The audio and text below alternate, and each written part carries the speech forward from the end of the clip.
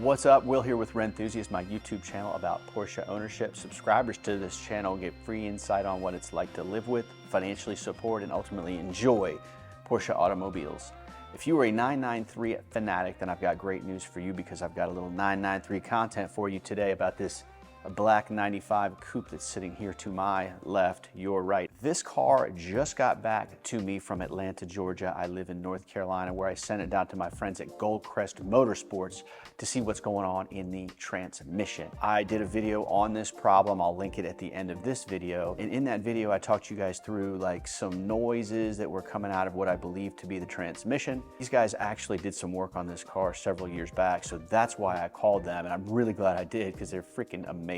Called those guys, sent the car down, they took it apart, gave me a call, said, hey, this is what we think's going on. And I said, all right, I'm coming down to see the car. So in this video, their transmission guy, Keith, is actually going to walk us through what his findings are. We're gonna get some footage of the interior of the diff, and we're gonna talk through installing a limited slip differential solution in this car to make it even more of a ripper. I ultimately elected to go with something called a wave track, which Keith is going to talk to us about. So I want to give a shout out to those guys as well. I'm going to link Goldcrest website down in the description here. If you are on the East Coast or really anywhere else and you're looking for somebody who knows what they're doing when it comes to working on setting up Porsches, I would highly recommend reaching out to them. So now let us jump into the main event. Okay guys, here we are sitting in front of my 993 gearbox. Just to get you up to speed, if this is your first time here watching these videos, I bought a 993 with 68,000 miles on it, and after driving it about 1,000 miles, I discovered a little bit of a scraping sound coming out of the back.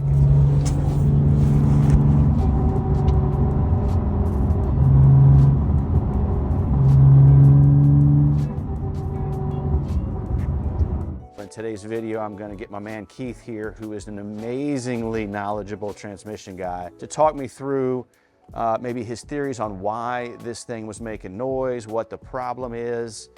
He's also going to give us some technical insight on all of this stuff I'm looking at, which I have no idea what it is. So Keith, let me turn it over to you, man. You can start with the noise and what you think it is, and then we'll just go from there. So the noise sounds like a ring and pinion noise.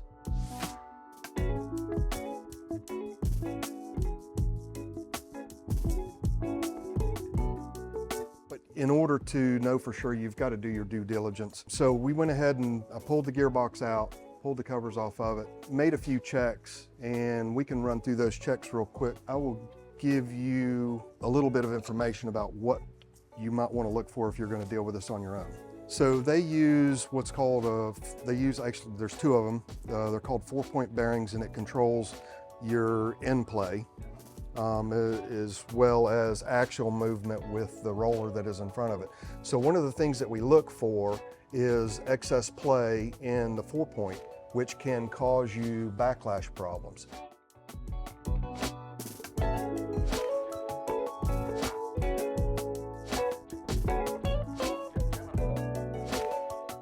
So what we're seeing here, if you watch, when I pry up on this, I am taking up the end play. And right now, we are 2/100ths of a millimeter, about 1,000th of an inch, which is good because you've got to have some room for lubricant to be able to get in there. It's kind of the cushion and everything. So we checked that, that was good. The next thing we check is we come over here. Now, we're not going to do it right now, but normally what I'll do is I will clamp this down and secure it to this, so that I can measure backlash. I've already been through this because it's already got the change made to it. Basically, what we're looking for is a little bit of wiggle, and because it's not clamped, the number is excessive, but once it's clamped, what we're looking for is about 2/100ths of a millimeter. That number was good. So the next thing we do is pull the differential out of it and look at the wear pattern on the ring and pinion. So what we're saying here is you want to make sure that everything's in spec There's That's no right. obvious cause for That's this right. scraping sound, That's right. at least in the transmission. Yeah. here. Look Okay. for all of the clues. These are the clues as to, you know, what you might have going on. Okay, so you're satisfied with all of this. What Satisfied your with findings were, like it's in spec. Yeah, it's in spec. It's Okay. good. Well, It's that's good because the last thing I want to do is pay a bunch of money to get this That's opened right. up. That's right. All right, so now we're going to jump over to the diff itself. Yep. So we pull the diff out now. This already has the ring and pin, the ring gear off of it. We took that off because, as Will mentioned in his last video, we were going to go with a limited slip no matter what. But wanted to pull this apart because when we set this up on the bench, it was ratcheting. And you really can't hear it now because of the state that it's in. So those are the needles that came out of it.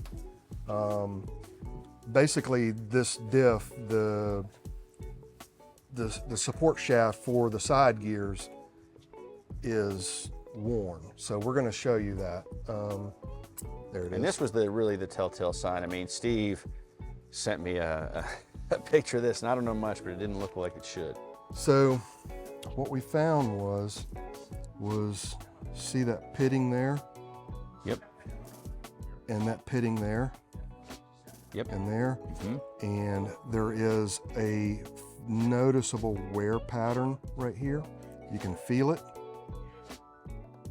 Substantial amount of wear. There's several things that can cause this. When the car is going in a straight line, this is just along for the ride. There is no interaction with this thing.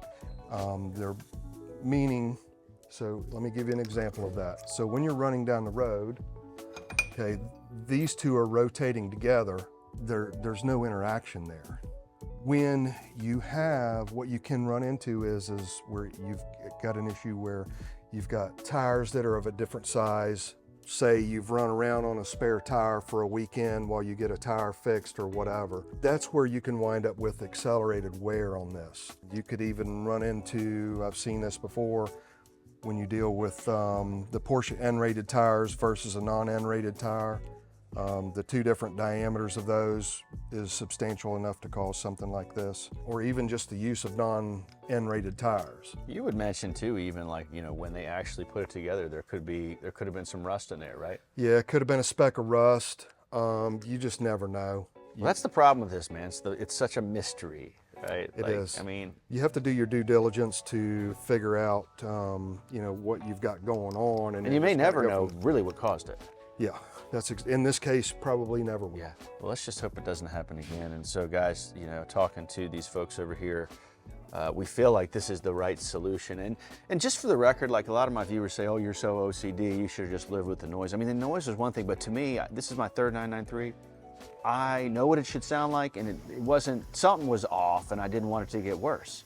Yeah, so the interesting thing about that was Steve had initially driven the car, and then came to me and said, hey, we need to get the gearbox out. We're gonna go, you know, here's what we've got going on. And I was like, okay. He said, I don't know how bad the noise really is, but we need to do our due diligence and measure everything and check and make sure it's okay. Yeah. And it wasn't until all of this discussion, I went and Googled your name and found the page and went and listened to the video, and the audio I had an earbud in, and Yeah. the audio is what caught my ear that, hey, we've got a problem. There is something wrong with it. Oh man, maybe y'all should hire me to come do the test drives, because I can hear shit that other people just can't hear. Yeah, so we're, all of us in here, we're so hard of hearing. Yeah. When we're talking normal, you think that we're all hollering, and it's just because we can't hear. Yeah, man. So, okay, so we're reasonably confident that this is the cause. I mean, that part there being worn is not ideal. It's not. We do feel good about the gearbox itself based Yeah, on your yeah. analysis. We're in good shape there. Yeah. So now let's talk about the fix.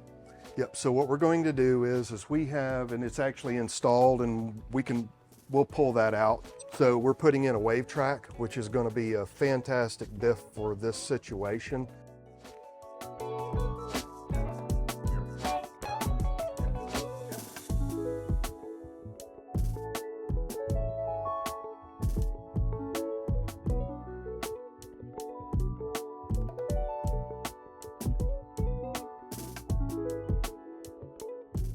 It's not going to be draggy in the parking lot when you're trying to make turns. You're not going to have the tires skipping on the ground.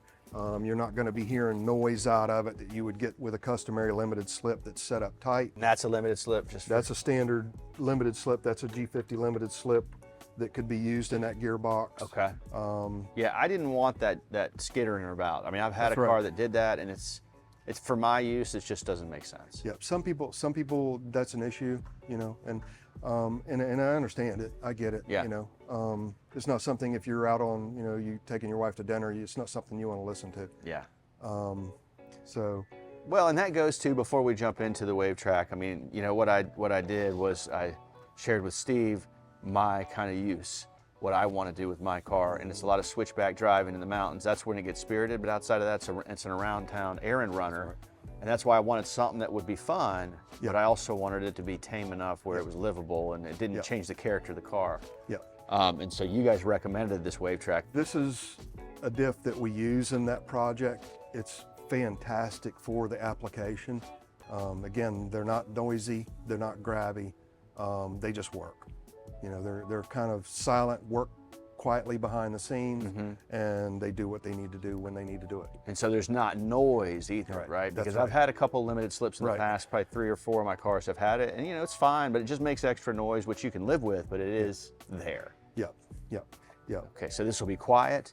And then there was something else that was told to me about what a real limited slip will do on hard braking versus what this wave track is going to do. Yeah, so on a limited slip, if they're set up, especially for like track use or like track use and street, you would set them up where they basically lock up whenever you're under hard braking.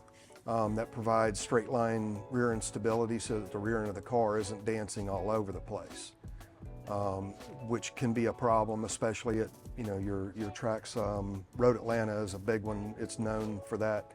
Some of these cars having that stability problem. That's something that this one doesn't do that. This one unlocks when you come off the throttle and engage the brakes.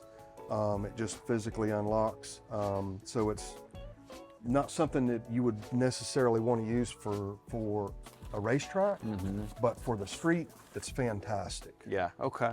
Well, you know, while I got you, I want to know a little bit about how in the world you've learned all this stuff, because I mean, it's an art to work on these transmissions. I mean, I'm looking at just this part that's exposed here is, it's a mystery to me.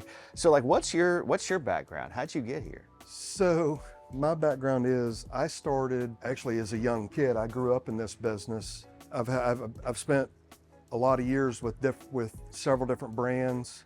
Went up as high as I could go in those brands, and the natural progression was to go into, you know, to wind up at Porsche is ultimately what happened. Just decades of learning from failures, seeing failures, other people's mistakes, and then a lot of just school time and figuring out what's actually truly going on. Well, so how long do you think it's going to take you to get this little job wrapped up for me? So at this point, we've probably got 2 to 3 more hours to get this thing closed up, and then, you know, if you're on it solid, back in the car. And then we've got to do an alignment on the car, of course, to fix some issues there. But yeah, probably another 4 hours, this thing will be back in the car. That's not bad. I'm excited to get it back. Like I told you, man, I bought the thing, I just put a few miles on it, and then off to the shop it went. So. Yep. Well, listen, I appreciate your insight, and I do thank you for everything that you're doing for me on this, and it's been fascinating. You're welcome. I can't wait to get it back, man. You're welcome.